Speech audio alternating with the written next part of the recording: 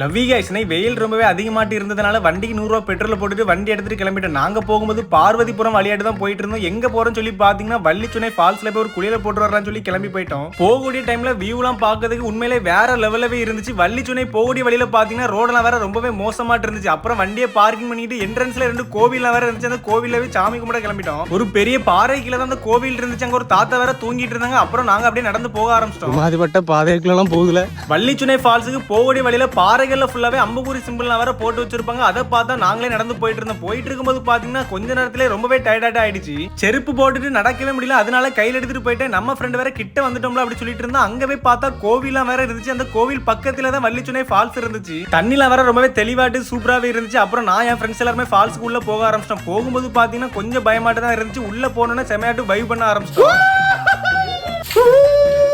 தண்ணி வேற ஜில்லினி தர மாட்டு இருந்துச்சு. நீங்களும்